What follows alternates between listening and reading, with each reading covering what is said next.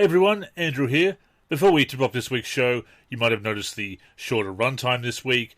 Unfortunately, I've had some technical issues over the weekend. My venerable old gaming machine finally gave up the ghost and had to use my laptop to record. And unfortunately, although everything did seem to be going okay, the second half of the show did not record properly. Unfortunately, basically unusable. So we are presenting a abridged version of what was originally a much longer show. We will be getting to your mailbag responses next week. We apologise for that. So, with that being said, on with the show.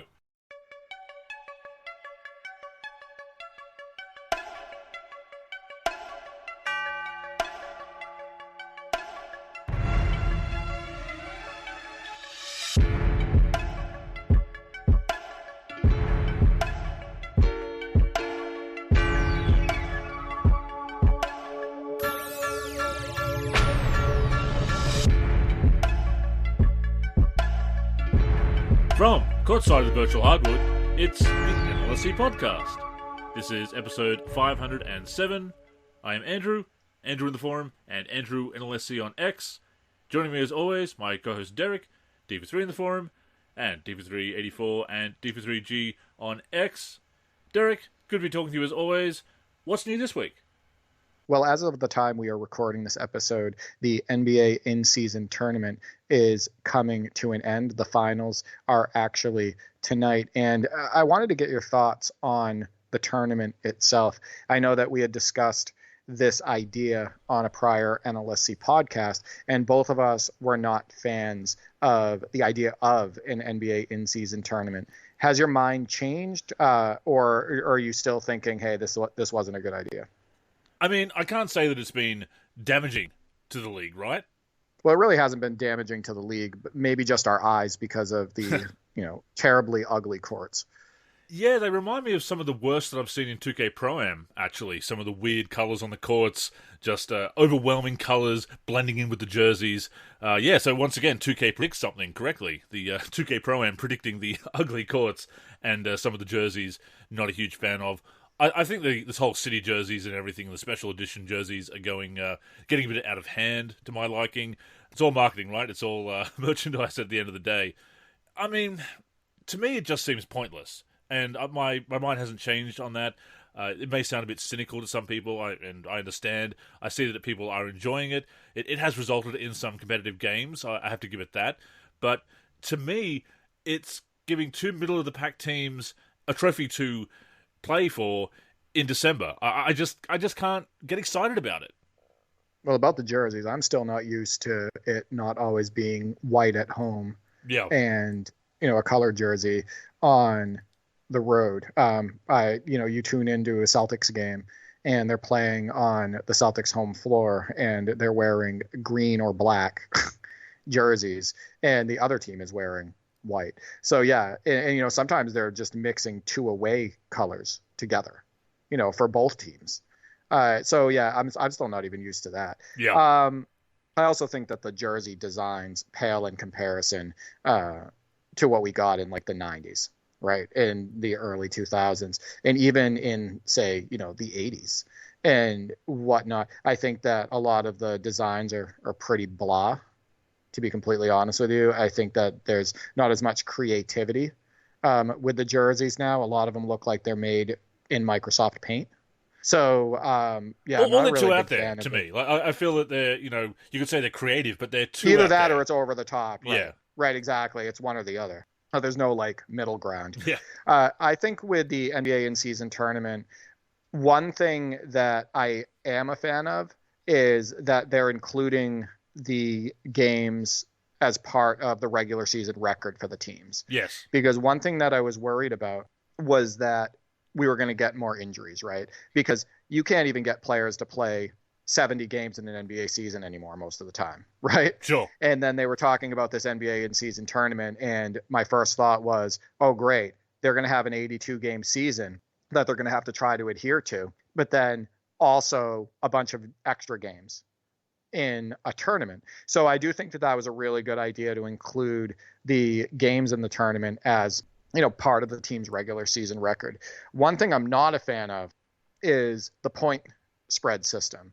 And I think that Jason Tatum came out against that, and he said that he thought it was silly, where there's, the Celtics in one of the games during the in-season tournament had to beat a team by like 24 or something like that, or like a certain amount in order to advance in the tournament. So they were already up big in the game. It was against the Bulls, actually. They were already up big in the game, and then they started doing hack-a-Drummond. They were intentionally fouling Andre Drummond in the fourth quarter. And Billy Donovan went up to Joe Mazzulla and goes, "What is this about? What the hell are you doing?" And Mazzulla's like, "Hey, we got to beat the point spread or we can't advance." Yeah, right? That is so bad. So it's silly. It's not entertaining for the fans. It's silly.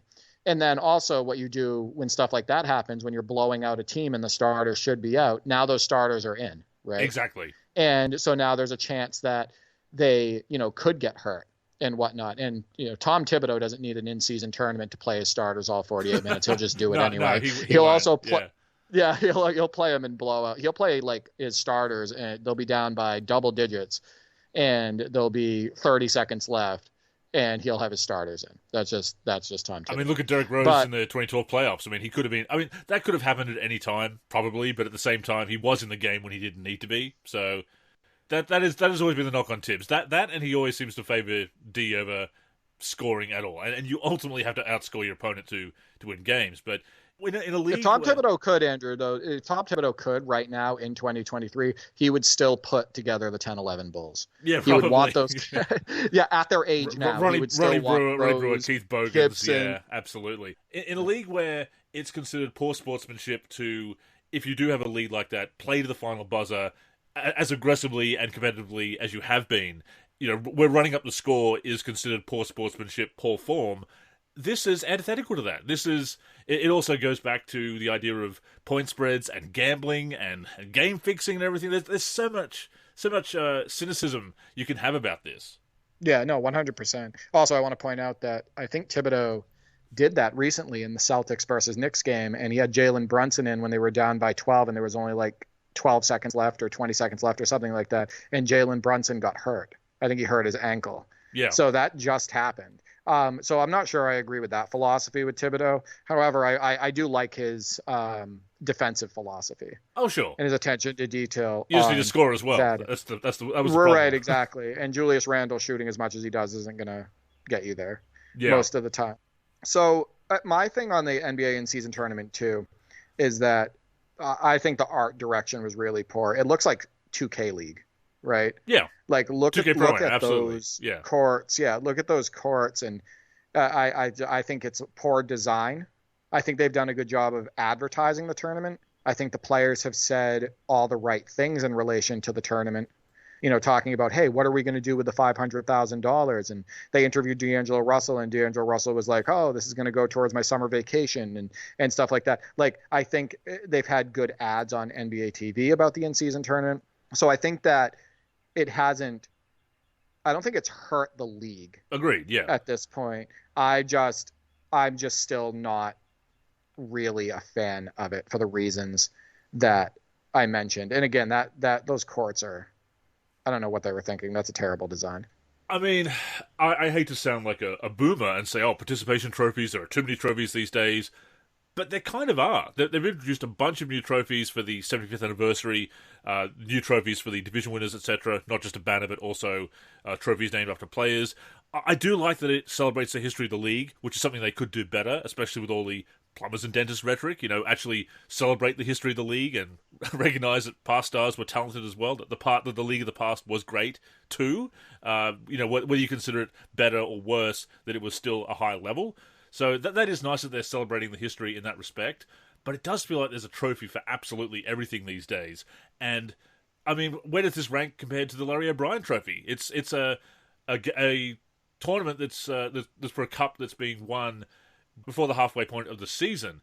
And is this going to be considered a huge accomplishment? Again, you look at the Lakers and the Pacers; they are doing okay this season, doing fairly well, but they're not the best teams in the league. If this was an NBA Finals matchup, I mean, it's the Lakers, so obviously there's always going to be the support there and the TV ratings, etc. But if this was the NBA Finals with two middle-of-the-pack teams making it, people would call this a very anticlimactic NBA Finals. Oh no, 100%. I think that one thing it does highlight, and I do like this aspect, is it kind of shows you how certain players can perform under more pressure. Sure. Right. If it is more of like a playoff type atmosphere, like in the real playoffs, like in like the NBA playoffs, you've seen what Jamal Murray can do, right? He is just an amazing playoff performer, one of the best we have in the NBA today. And you've kind of seen what Tyrese Halliburton has done in the in-season tournament. And for Pacers fans, that's got to get them excited, right? Because if the Pacers do make a run at it this year and they make some noise, even if they're a lower seed in the playoffs, fans are going to look back on that in-season tournament performance by Tyrese Halliburton and be like, this guy's clutch, right? Good point, so I do like that aspect of it. But apparently, according to Austin Rivers, Andrew, we don't have a new face of the NBA after LeBron. I wanted to get your thoughts on that. We have Luka Doncic, we have Jokic, we have Giannis, who's still, he's in his prime right now. We have, Wemby, who just came in. Holmgren's having a great rookie season. We have Anthony Edwards, who's electrifying, super exciting young player. Halliburton's been killing it and whatnot. There's a lot of, I think there's still many players that are marketed well, not even close to as well as LeBron. LeBron's the most well-marketed athlete maybe of all time. Yeah. But there's plenty Thank you, of Clutch. players. Thank you, Clutch Sports, yeah. Right. There's still players in this league that are shining. I don't agree with Austin Rivers. I actually think that when LeBron does exit the league, it might be good for the fans, to be completely honest with you, because the coverage might be better. It might be more spread out. It might be more honest at times. Sure. It's not going to be a constant LeBron Jordan debate. It's not going to be, he's chasing this stat record today, and that's going to eat up this entire NBA TV segment or TNT segment. Yeah. Etc. So I think it could be good for the league overall. Now, granted, LeBron at this rate, with his conditioning and what he's doing right now, he could be in the league another 5 or 6 years. Who knows? We don't know. He's going for longevity stats now. Obviously, that's what he's going for too. Right. That's what the legacy is. And hey, if he's still healthy and willing to play, that's his right, and he's obviously performing at that high level. But you look back to when Michael Jordan retired for the second time in 1998 after The Last Dance. That left a bit of a power vacuum as far as star power. There was no clear number one face of the league at that time. There were definitely candidates, and Kobe eventually kind of became that. But there were a few years there where, you could say, well, is it Shaq? Is it Kobe? Is it Duncan? Is it Kevin Garnett? So you had a few stars there that were kind of the faces of the league in lieu of one big face of the league. So I think we're going to see a similar situation when LeBron leaves, where maybe we're trying to decide who the face of the league is, and that player will emerge. Well, a lot of it has to do with just the marketing, right? Like if they constantly marketed Anthony Edwards, right? If they constantly had NBA TV segments on him, TNT segments, ESPN, if they, put his story more out there, all of that stuff, if they plastered his highlights all over social media consistently, and we're talking about, wow, what an amazing player, in turn, what would happen? The fans would be talking about him more, right? Sure, the hype's there. They'd be more excited about Anthony Edwards, right? It's a lot of it has to do with how the players are covered and how the teams are covered that they're on and everything. So I think that, to your example, when Jordan retired, Kobe got a ton of coverage, right? But it was more balanced after Jordan retired. There was a lot of coverage for Duncan, for Chris Webber, for that's the names that came up. Young Dirk Nowitzki, Steve Nash, Shaq, and then Wade, Melo, and LeBron came into the league, and there was coverage for all three of them. Like if you think about it, think about how spread out and balanced the coverage was for the stars in the league in the late 90s, early mid 2000s, and even the late 2000s, before the Heatles and whatnot, the Heat Big Three and everything. So I think that it could be good for the league, and I don't agree with Austin Rivers. at all. I also wanted to point out before we talk about our next topic that I did upload a gameplay video from NBA 2K24 PC showing the in-season tournament finals. I used the Pacers versus the Lakers, and the Lakers were controlled by the CPU, and just some ridiculous mods in that video. Two that stand out. The SRT LeBron in-season tournament court, which is exactly like it is in real life. It is beautiful. The art, not the court itself. I hate the design, but it's accurate. If nothing else, it's incredibly accurate. And then the next gen scoreboard, which was created by Luya and Vetman, and it looks exactly like what you get on Xbox Series X and PlayStation 5, and all the pop outs work and the stat coverage and all of that stuff. So yeah, that video and those highlights are up on the NLSC YouTube, and I think it came out pretty good. Yeah, and it's great to see those mods being made. There's some releases also uploaded to the NLSC download section today. You can check those out, including another in-season tournament court and some preseason courts and a sleeved jersey fix. So it is nice to see some people picking up modding a little bit more now that the Hook tool is out and the player editor plugin. Luya has done a great job with both of those, so as he always does. So yeah, it's nice to see modding taking off a little bit. Oh no, my thing is that modding isn't going to be amazing again on the NLSC or any other site until people love the game again. Sure. Until people love the direction that 2K is taking the games. Well, I noticed that you talked about the mods, and they're fantastic. Did you enjoy the experience of playing that game? No, I actually ended up losing the game because I felt like I was being forced to fake sim. Right. So I didn't want the highlights to come out bad for the channel. I wanted it to be somewhat realistic. And in reality, I could have taken Miles Turner down onto the block and scored most of the time, or just run pick and roll the CPU to death and just score and blow out the Lakers. But what I did instead was I was trying to run Buddy Hield off screens. I was running pick and rolls and pick and pops with Miles Turner, but I wasn't overdoing it, right? Because how fun of a video would that be for the NLSC YouTube? Just repetitive, yeah. Right? Absolutely. It's repetitive. It's silly. And just there's a reason I put it down. The weird player movement, like the herky-jerky player movement that's in that game, the ball warping on dribbles just kind of feels poor and silly. The constant suction that's in both versions of the game, the PC version and Series X version, etc. The shooting is just not fun.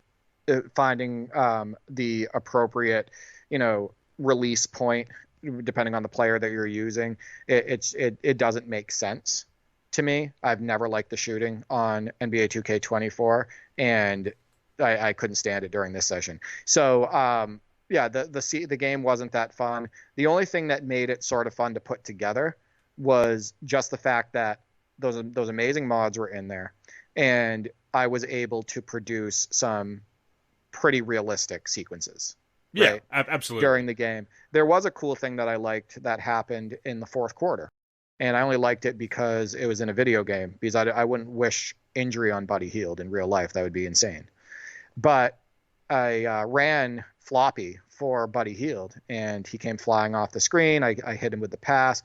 He hit a mid-range jumper, and as he came down, he landed awkwardly on his right foot and immediately grabbed for his knee. He basically fell out of bounds holding his knee, and it was a very realistic looking injury sequence. And he was out for the rest of the game at that point. But it is nice that they added those realistic injury sequences back to the NBA 2K series, because it definitely adds an element of realism. I mean, they're there in 2K14. Just putting that out there for the PS4 X1. That's something that I've kind of enjoyed in my career. Not so much when it's happened to Terry Hansen, obviously. But yeah, it is a shame about 2K24 because our initial impressions were far more positive. If people want to go back and listen to our initial impressions, we were optimistic at release. And we had plans of making a lot more content with 2K24. But we haven't been feeling the game. And it's been hard to to make that content, to make that video content, to make sliders, to mod, obviously, to try any of that stuff when you're not feeling the game. We've said this before, and it's absolutely true. And we haven't been feeling 2K24, so it's been impossible, really, to want to make content of any kind. I haven't wanted to put it on at all. Same. I've not been motivated to put it on at all. I've not missed it. And not just the PC version, just both versions. Yeah. Like, I haven't had any interest in jumping in on my team on Series X or anything. But there's just so many basketball games that I have that I want to play, right? Like, why would I force myself to play the newest game just because it's the newest game? The only reason I did this video is I thought that it would be a cool video for the community, right? Absolutely. Because we're all about community here, and I thought, hey, maybe they want to see this mod. I'll give a shout out for the mods. And, they can see some cool action that kind of replicates, what might happen in real life. And people are enjoying 2K24. I mean, look at the top 10. People are actually having fun with that game. Not us, but other people. What an amazing top 10 this week.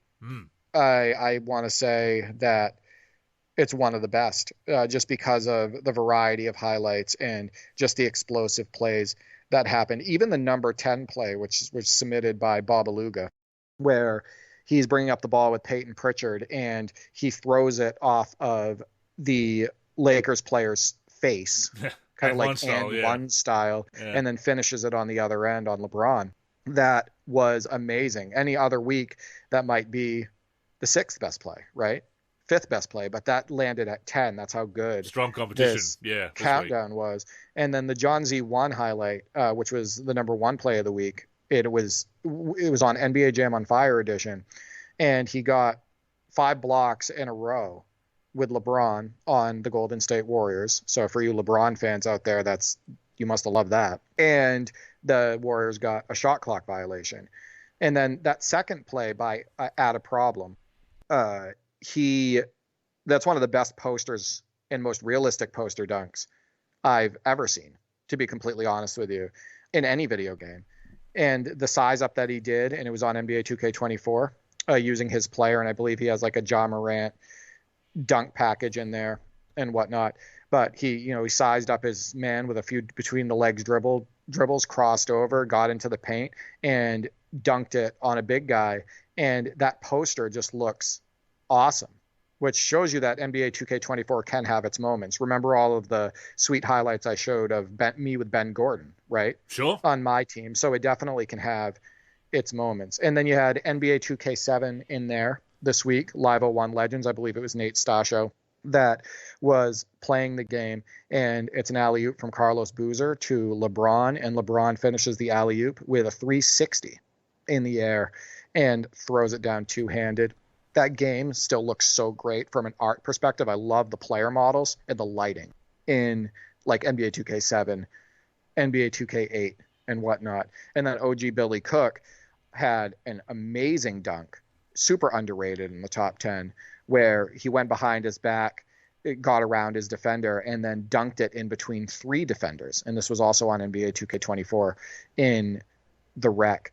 Just so many awesome highlights. We had a bunch of submissions this week. I had to turn a few highlights down, but yeah, I'm super impressed with what the community continues to bring forward. And that was year 3, week 30, Andrew. Yeah. So it's still going strong. The enthusiasm is great, as we've said before, and just great moves. I mean, yes, the poster dunks always look awesome, but just those great crossovers, those great spins, the ankle breakers. Chuck LA92 had that great move with Kobe in, was it 2K16? Did he have that? That's not easy to do, by the way. Yeah, he did that good. On that NBA 2K16. He was in the deep corner with Kobe, and he did one of the spin moves where he puts the ball down. It's one dribble, and then goes into a spin, and it was executed perfectly. I believe he went down around 2 defenders with that spin completely clean and threw it down with one hand. Yeah, very that realistic. Was excellent. And then Raul House also had a really realistic play on NBA 2K24 where he drove baseline and went behind his back and then made contact in the air with a defender and finished with a layup and a foul. And I thought that was a very, very realistic looking sequence. But I love when we get a top 10 that isn't all dunks. Now, the dunk is the greatest highlight, in my opinion. Sure. I still think the dunk is the best highlight in basketball. The three-pointer will never overtake it. It's hard to go past an incredible dunk, yeah. Right, exactly. But when you see those plays like the Peyton Pritchard play and the Rel House play with that fancy layup and whatnot, and you see it like the beauty of basketball outside of dunking, right? You know, great block shots, good defensive plays. You know, the number one play of the week was all defense. And that's awesome to see. So, yeah, I like it when we have more variety in there. And I want to highlight a couple of things in this week's top 10, or last week's top 10, when this is going out. The putback king, Luka Gamer, once again, just an incredible putback off a miss. I said it in my comment. Every missed shot is an opportunity for him to make a highlight. I was waiting for you to bring that up, because I know how excited you were when you saw that play. It inspires me You messaged me on Twitter about it, because he does have the best putbacks I think we've ever seen. Like that putback in the top 10 was off of a blocked dunk attempt. So it's basically, if you watch the top 10, what you'll see is his teammate goes up for a dunk. He gets blocked. The ball goes off the glass, and he tip dunks it off of that blocked dunk. That's rare. Like the fact that he always going for it. Yeah. The fact that he timed that and it looked so smooth and effortless and everything. Yeah, shout out to him. He's definitely the putback king. Had some incredible ones. Misses coming off the bottom of the rim, like a low angle brick off the side of the rim, just catching it between the legs and putting it back. Just some incredible putbacks there. And the other thing that I really enjoyed this week, you mentioned the 360 finish by LeBron, 2K7 by Night Star Show, the NBA Live 2001 Legends. I love what they've been doing lately, because it's something that I've really enjoyed doing lately as well, which is that minimalist modding, tinkering with the rosters, rolling it back a couple of years, or trying to make a makeshift classic team. It's not a mod that changes the whole league. Or it might be, I'm not sure, I haven't seen the rest of what they've done with the roster editing, of course, but even just rolling back a couple of teams, a couple of years to make a matchup that you want to play in that game with those mechanics. I've really enjoyed doing that lately, and it's cool to see other people doing the same thing.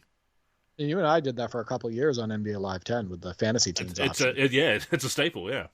Yeah, it's a staple, and I think that however you can get enjoyment out of the game, you should pursue that. And most of these games have trade, sign, wave capabilities, right? Even going back to the 90s, absolutely, right? With the NBA Lives and whatnot. So, I mean, as long as you have a good imagination, as long as you know what you're doing, like what's going on in the NBA in those years, how the team should be made up, etc. Like, you can hit the ground running and create completely new experiences with those games. So I love when, I see Nate and Roger doing stuff like that, and anybody else in the community. It's what I've been doing with my 2K14 Retro Series, obviously, changing up some of the retro teams there, or making makeshift ones with the current teams and using retro jerseys, putting on the classic jerseys to simulate them being classic teams. And, of course, NCAA Basketball Online, I've been really enjoying playing with those classic teams, adding some real names, that work-in-progress roster that I'm casually putting together. But it's something I'm finding myself doing with my retro gaming, Derek, this minimalist modding, just creating some teams that are maybe a couple of years earlier or a couple of years later, as long as the players are there in the roster, a bulk of the players, the key players for the team. Yeah, you can just make these makeshift classic teams, and it doesn't have to be a full-on project. It can just be a couple of teams to throw on for an exhibition game. That's been something I've been doing a lot this year. Obviously, I've had my career in 2K14 PS4. That is the staple of my gaming. It is the mode that I'm sinking my teeth into, and I'm also always looking for opportunities to start a new franchise game, or indeed pick up my Live 06 PC Dynasty with the Bulls. But I've just had so much fun this year playing exhibition games, meaningless games. And I put that in quotations because they're still meaningful, they're still fun, but they don't count towards anything. But just setting up these fun experiences, as I said before, Derek, after so many years of just grinding hard, either in my team or my career, and going for seasonal rewards and trying to level up, get new cards and level up a player and everything, just finding fun scenarios on the virtual hardwood has been so rewarding. Yeah. I also want to point out, you say meaningless exhibition, and I know that you don't mean that in a way of like the game doesn't matter. Put air quotes there. It's like stats are not being tracked, right? Yeah. But think about how many full seasons you have actually finished on basketball video games. And my brothers and I talk about that sometimes. It's like we've started probably 2,000 seasons over the years, maybe even more, but we've only finished a few. Yeah. Right. So that's the thing is, it is fun to get into a season and play games and have the stats being tracked and look at all the awards and everything. But it is really, really tough to finish a season. Oh, especially playing 12-minute quarters, because as we like to do. Yeah, exactly. And that's what we always do in my house. It's really tough to get yourself motivated to play a full 82 game season, with the same team. It's tough to, find time to do it as well, like to finish an entire season in playoffs. I mean, even if you swept through the playoffs, it's still 98 games, Andrew. So, yeah, that's the thing is I've definitely warmed up a lot more over the last few years to exhibition play, to play now, to the fantasy team scenario that we were doing on NBA Live 10, because you can still have epic games like the Michael Finley game winner I hit on you in Live 10. That was an exhibition game, but definitely had playoff vibes to it. It had season / playoff vibes to it, and it didn't change the moment just because we were doing it in exhibition. Yeah, it was still a competitive game. It's still, like you say, I say meaningless in air quotes. They're meaningless in so much as that it doesn't count towards an overall record or progress in that sense, but as long as you're having fun on the virtual hardwood, it's never meaningless. And we've had a lot of meaningful exhibition games, and yeah, I've just loved doing it. I've loved tinkering with rosters in old games, just seeing what I can do with the in-game assets. That is the other appeal of minimalist modding, is the challenge of what you can do with the players that are there, with the art that's in place. What can you do? How accurate can you be putting together a retro scenario, even if retro in this sense is just a couple of years before the game is set, but it's still doing something creative with the games. And obviously when we can record that and share it with our fellow gamers, so much the better. But NCAA Basketball 09, I've been playing that a fair bit lately, doing this roster, casually putting it together, as I said.